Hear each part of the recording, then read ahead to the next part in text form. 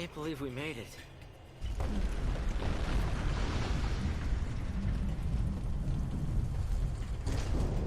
That'll slow down pursuit. But aren't there troops on this side? We can't relax just yet. Right. We press on. I'll take point. You watch our backs. Actually, why don't you let me take point? Can you handle it?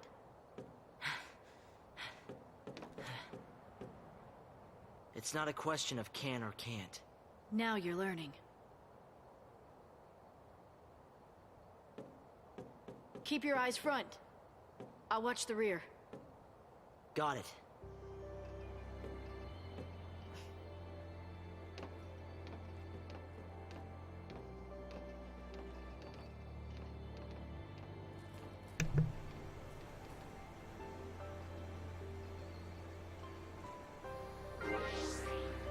Alright. Apparently I was definitely wrong about my observation that whenever Lightning was in the party, you always played as her, because we're playing as Hope now. The most insignificant of the characters, really. Aha! Quake!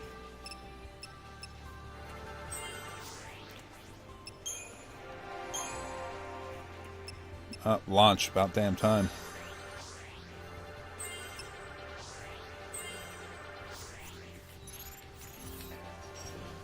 Alright, so we have Lightning and Hope here. Don't be afraid.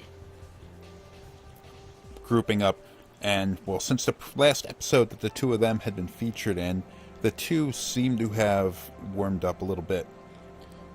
Lightning wasn't very keen on having Hope follow her around. She just pictured him as being a kid that she had to sort of protect rather than being somebody who could actually contribute and help out. Oops, missed. What are these things? I can do this. Can you?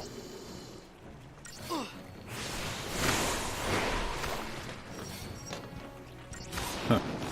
That's it, Hope. Okay, they're all pretty weak. Plus, Lightning still has an overpowered weapon. Hope is at a point in the game where all of the it was different earlier on. He had required a lot of crystal points, 90, in order to level up. Now it's jumped to 130, which is more, of course, but it's less in comparison to what Lightning has to do, 220. So it's 90 more points she needs for every level up. So he's going to start catching up in stats, although I'm never going to bother setting his weapons up to be as good as hers. At least not for a while, anyway. So she's always going to have higher strength, but she'll have higher magic for a while.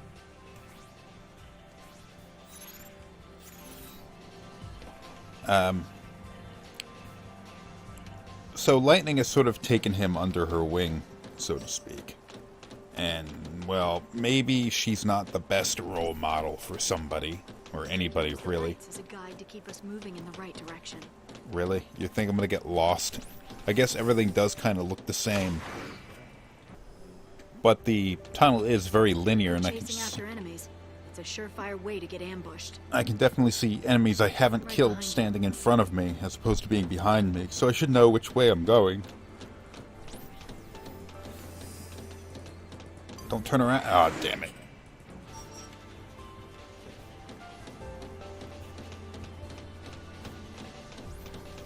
Oh, no enemies here.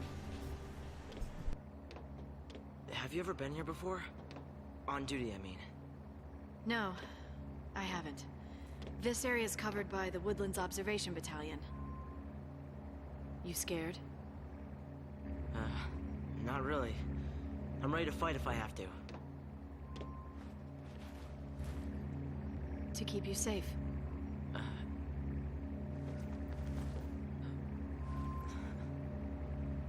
I'll want it back. Lightning. I'm glad I followed you. By myself, I would have had no chance.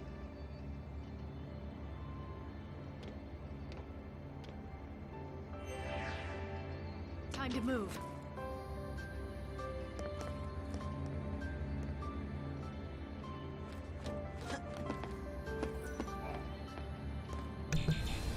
Where is she keeping that knife? And where is he keeping it Trust me to now? cover your tail, and stay focused on moving forward.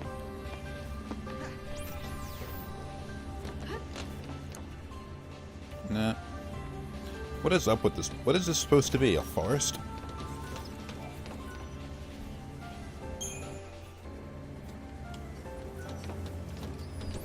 Keep calm. You don't need to rush. Seems like I need to rush sometimes. Oh, you know what? The map even in the corner shows, like, the path that we've traveled. So I didn't really need those lights. Come on.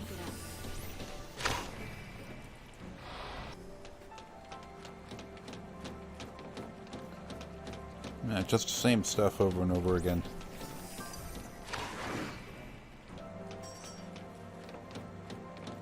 The military uses this place for bioweapons research. Lots of angry teeth and claws. Oh, so that explains it.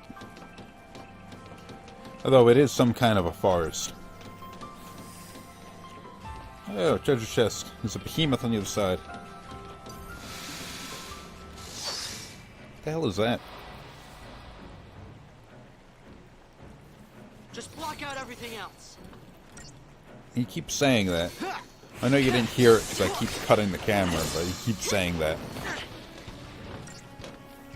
Did it land on its ass?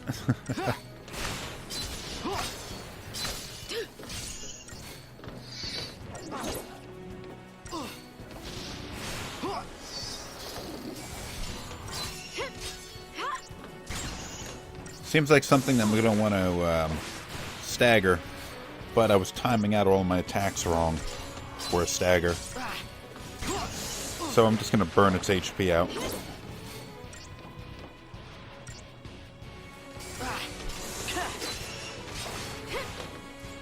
Let's keep this up.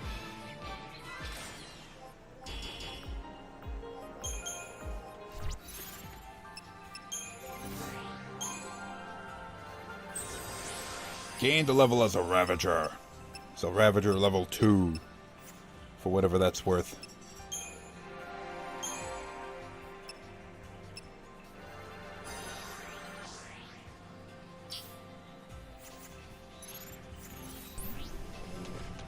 Study your enemy's actions. That'll help you form a strategy. You really? That's what I'm supposed to be doing?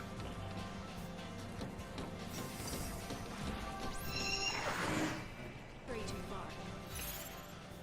I really do wonder a little bit about why the developers of this game felt the need to constantly push a kind of constant tutorial through the majority of the game. Because they have been slowly introducing gameplay mechanics throughout the entire game as we've gone so far. But that's not really what I'm talking about. Notice what keeps happening every time we enter into a new area. We encounter a group of new enemies. New enemies or recolors of old enemies, blah blah blah, all that kind of thing. It's exactly what you would expect. But what they keep end up doing is introducing them one at a time and with the simpler enemies first. We're deep enough into the game, you don't really need to be doing that kind of thing. Stagger quick. Launch. It's a new attack that lightning has. It only works when an enemy is staggered, but as long as enemies are airborne, they don't attack, and attacks do more damage. Look how quickly we decimated that behemoth. Just messed it up real quick. Only 36 crystal points, though. That was... there's a treasure chest, though. That's really what I was after. And a dude.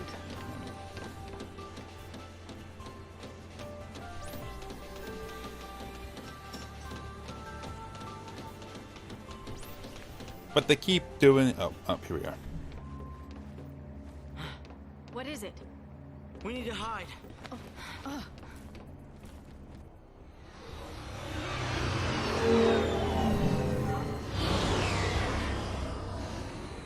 seem like they're even looking for us. I mean, we're fal'cie and we're on the loose. SciComm's keeping it all under wraps. They don't want their failure publicized. Better to lose us than lose their pride. So the other soldiers don't know about us, right? Right. They don't know anything about any fugitives.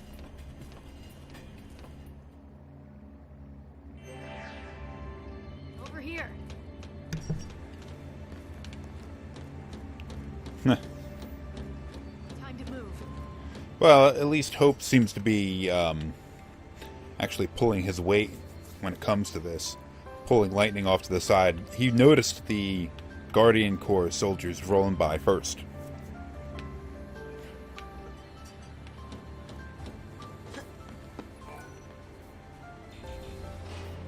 It's a weird elevator. Oh, I can control it.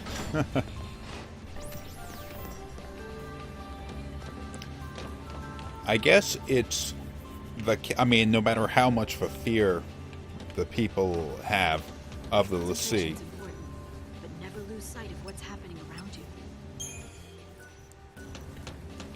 it was mentioned by Sid in an earlier episode that the motivation behind what Sanctum did was largely just out of fear. It wasn't really a proper reaction.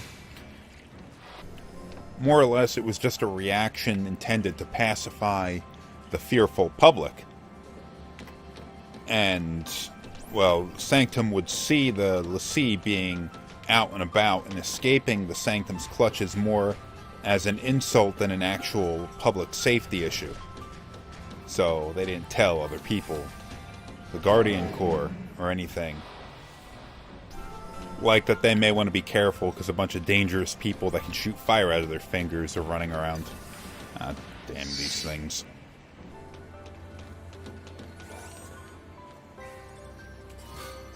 Hawkeye, a new weapon for the little guy. Oops. See what it is.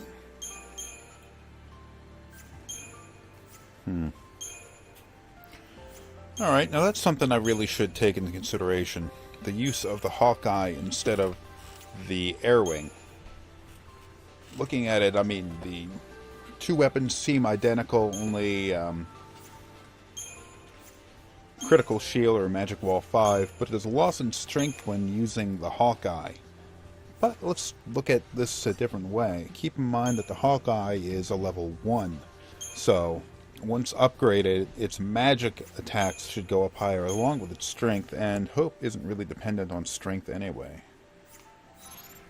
I won't be able to tell what I can get away with, though, until I find my way to a save point, so no point in having this discussion now. Never panic. Calm heads make good decisions. Yeah, it's pep talk. Pep talk ahead.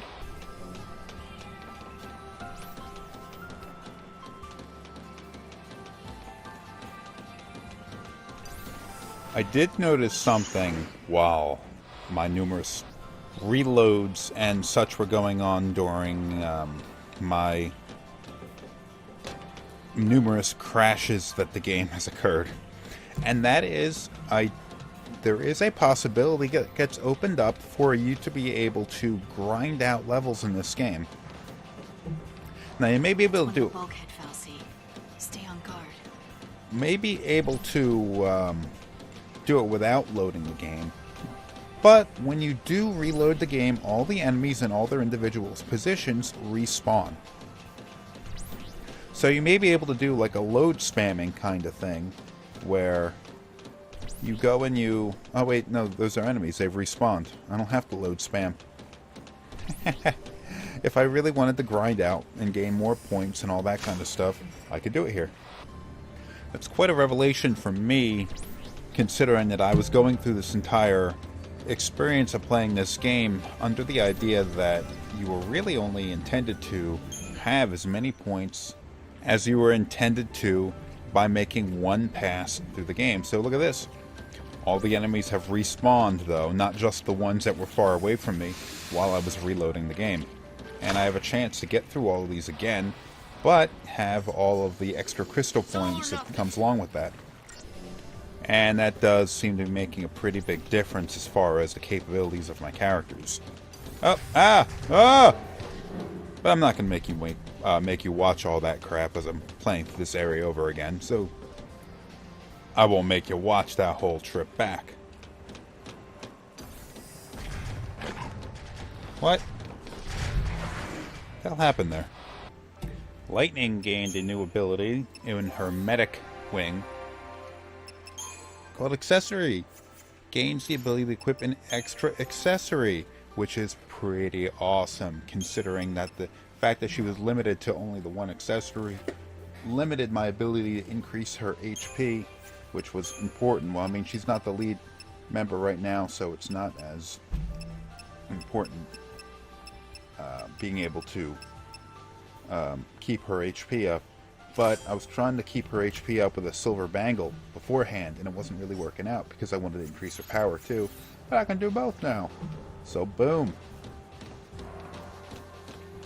Is that a fal'cie there? I think Lightning said it was. I've got to be stronger.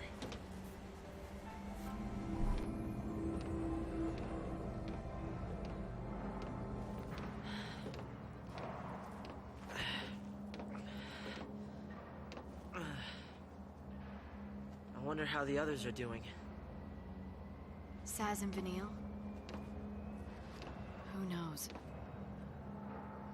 Even if they got away, they'll get caught eventually. Then they'll have to choose.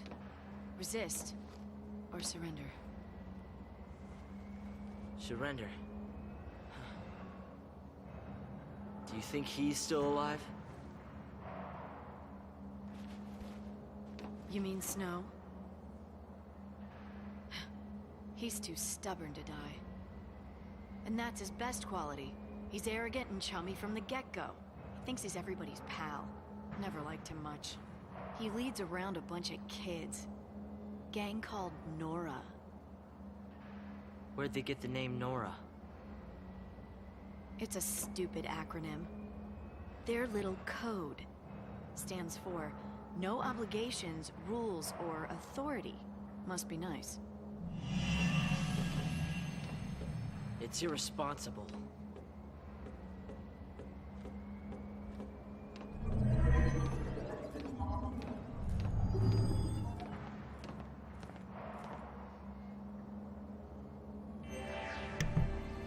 Well then.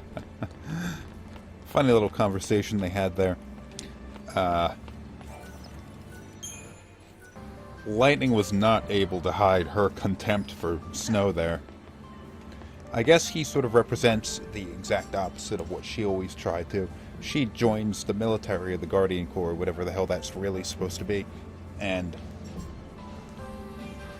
lives like the structured, rule-based life, and she's of that life in the military would involve. And I guess she had to sort of raise her sister to an extent. So she had to be the sort of authority figure, and she had to be the responsible one. And Sarah runs off with this guy who more or less just tries to live an exact opposite life, where he's like, oh, no rules, no authority, no blah blah blah. And she's like, oh, I hate that fucking guy.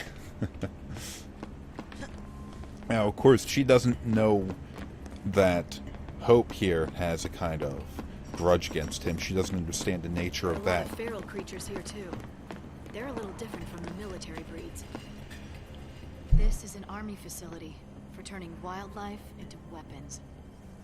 Civilians aren't allowed in here, are they? We'll have to be sure and tell them if we see any.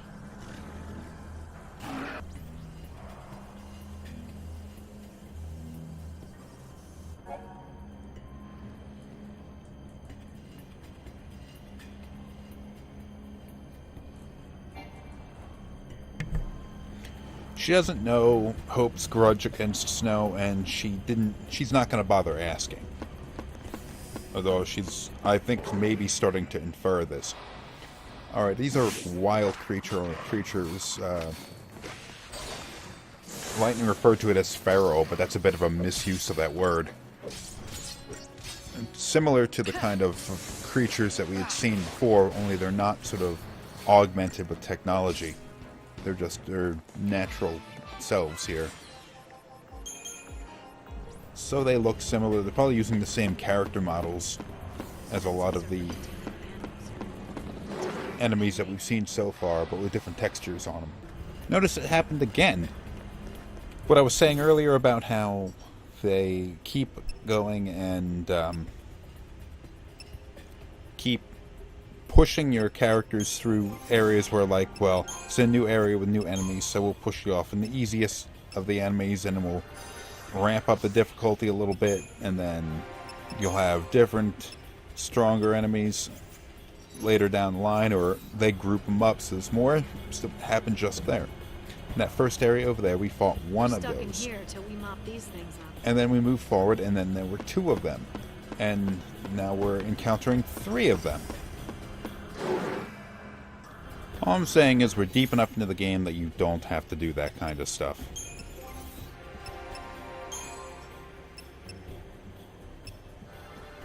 It's not a roll level, but I'll do it anyway.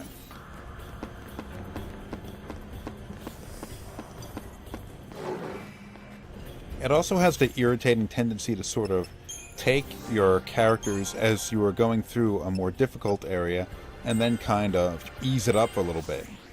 Like the first group of enemies I was going through were easier than the ones in the area that I'd previously hit. So it was kind of like, ah, geez, what just happened? Everything got easier, and then it doesn't really take that much time for it to get ramped up to be more difficult. I think it's kind of funny that the Borgified versions of these enemies are actually weaker than their natural versions. Wild animals can be even more violent and unpredictable than the trained to kill variety.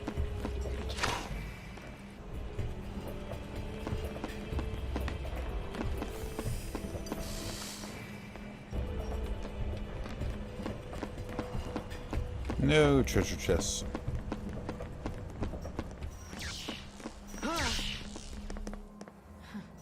Caged in like the animals.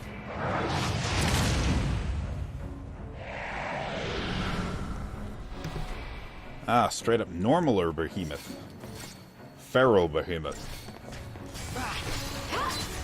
Now, the chain gauge is building up pretty quick. So I'm just gonna go dual casting 2 Ravagers. That'll build it up fast enough, huh? Once they get staggered, then I can switch back, and then launch will keep the thing off my ass.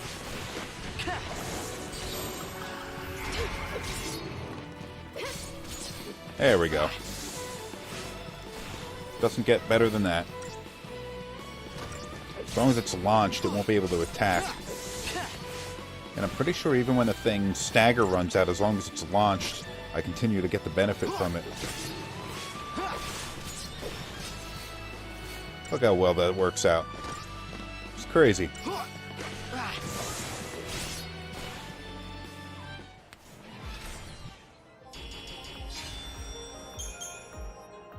We've tripped the security alarm. The observation battalion will be coming. Let him come. Yeah, let them come. That's the spirit. Way to be cautious there, Hope. I think you're learning all the wrong lessons from Lightning here. Not that she's really somebody you should be listening to anyway. Who can handle a climb like this? Yeah, he just magically jumped his ass up there.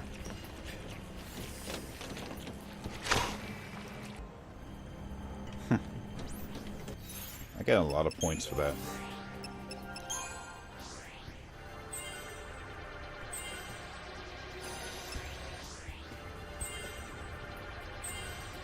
Feels like I should have leveled him up earlier.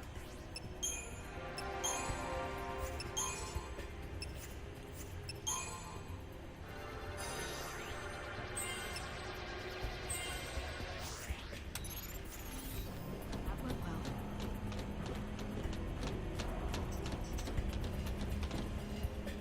Take 5.